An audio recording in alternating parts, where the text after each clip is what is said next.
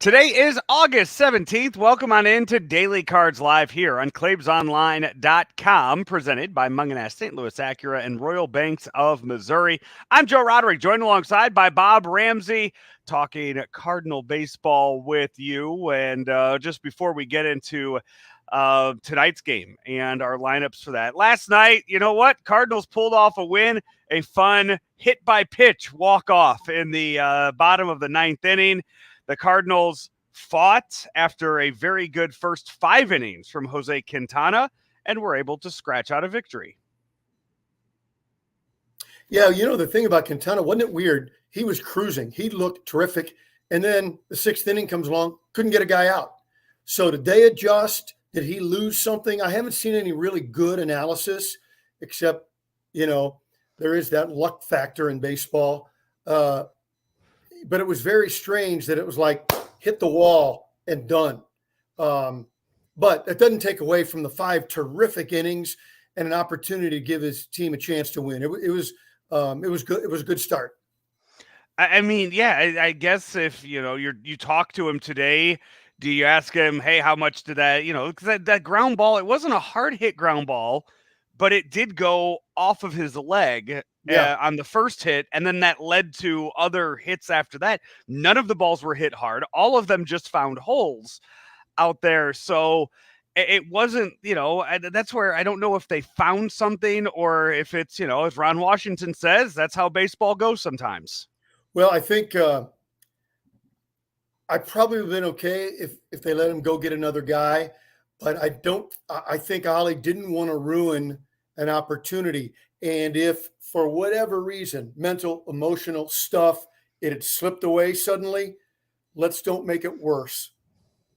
And let's get him out of there and keep it still a real positive experience, not just for him, but, you know, you're in the lead and give you a chance. Turns out you end up giving up the lead, but you battled back. You kept it close.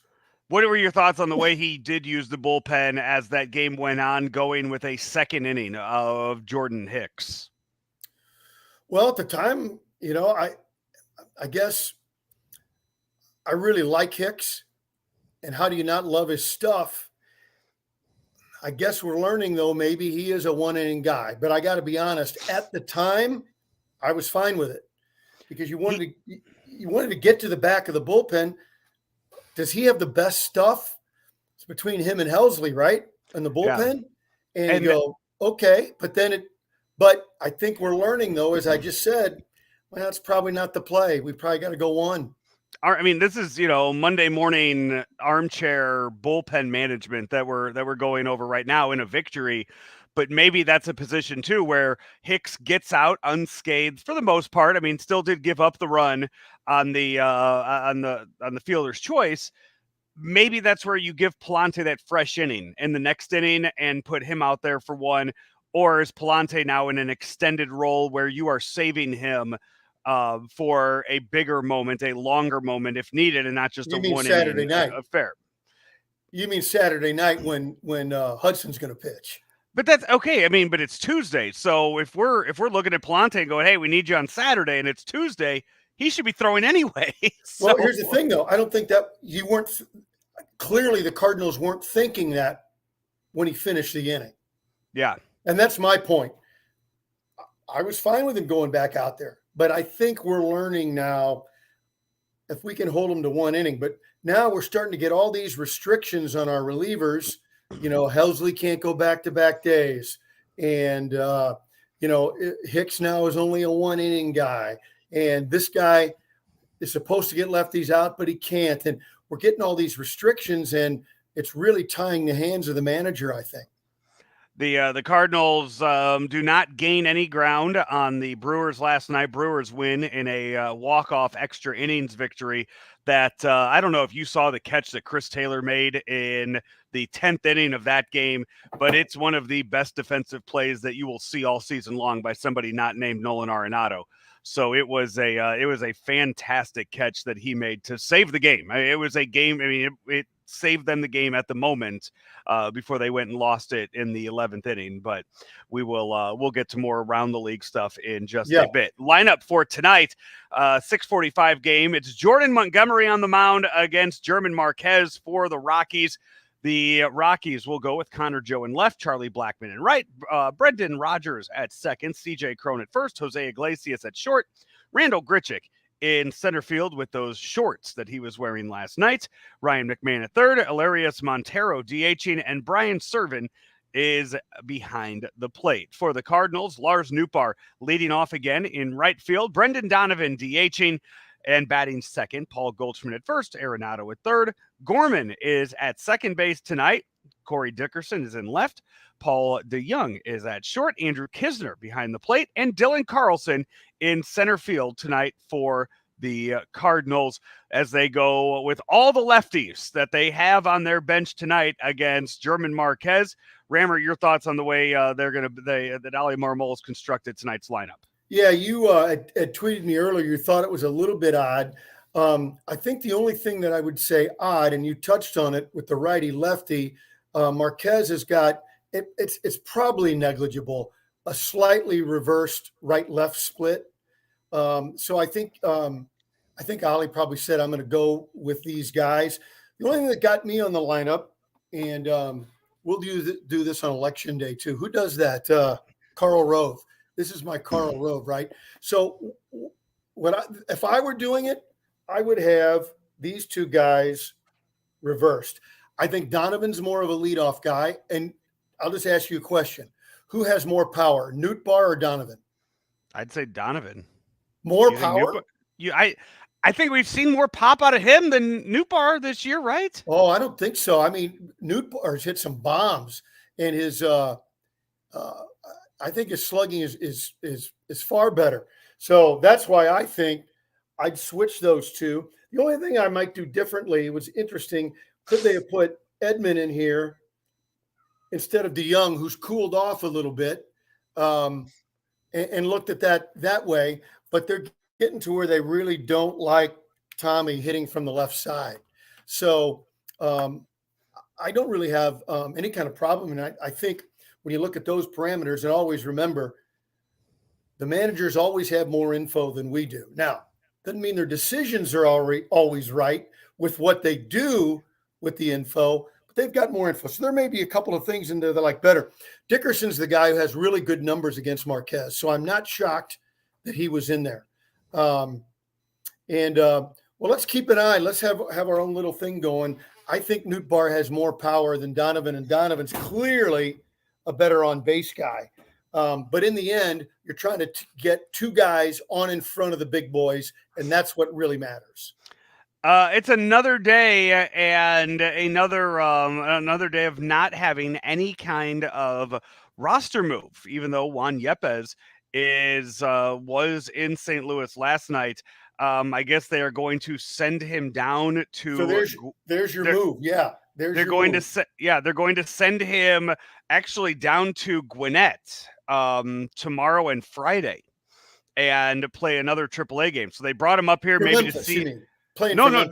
He's going to play for Memphis down in Gwinnett. So they are sending him down to Georgia to go play a AAA game. So maybe just having him here in St. Louis just to look at him with their own eyes and see him rather than listening to what the management down in Memphis has to say about him.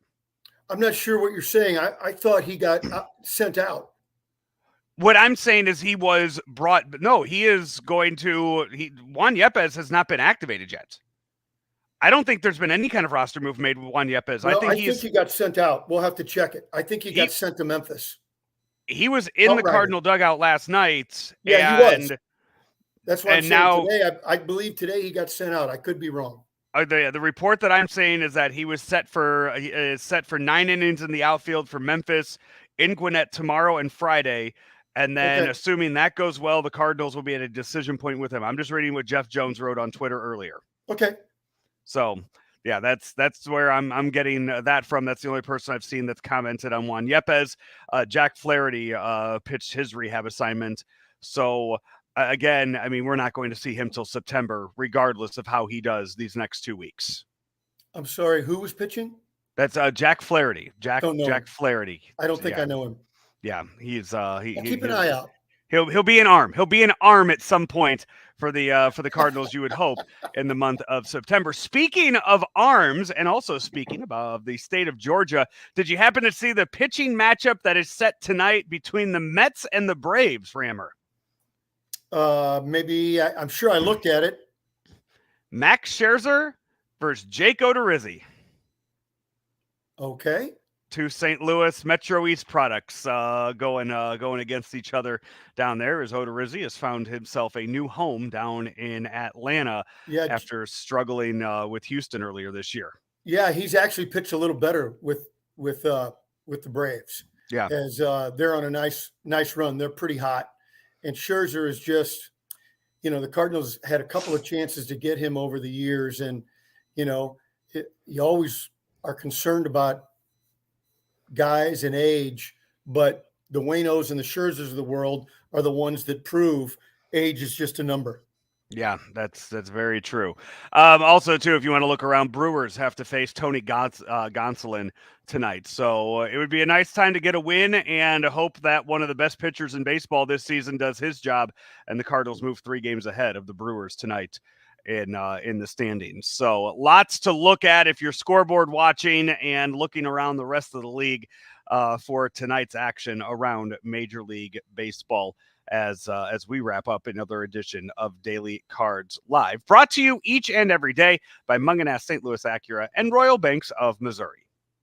Royal Banks for better service means better banking in St. Louis and St. Charles, on the east side in Granite and Jerseyville, and 3 new branches in Northeast Missouri, all places where you've got dedicated professionals to help you reach your financial goals. Royal Banks of Missouri. He's Bob Ramsey. I'm Joe Roderick. We will talk to you tomorrow right here on Daily Cards Live. I believe it's an early game tomorrow, so we are going to be going later in the day, I think, Rammer. Game wrap-up. We'll give you a wrap-up tomorrow night for Cardinals and Rockies as they finish off their season series at Busch Stadium. We will talk to you tomorrow, again, right here, ClaibsOnline.com. St. Louis Acura has almost 200 pre-owned vehicles in stock with inventory arriving daily and can offer the best trade-in value. While others raise their prices and fees, we choose to earn your repeat and referral business by not taking advantage of the current market situation. We invest in our team, becoming one of St. Louis's top places to work and fastest growing companies. St. Louis Acura remains committed to becoming better than ever for you. Located at Manchester and Mason Roads.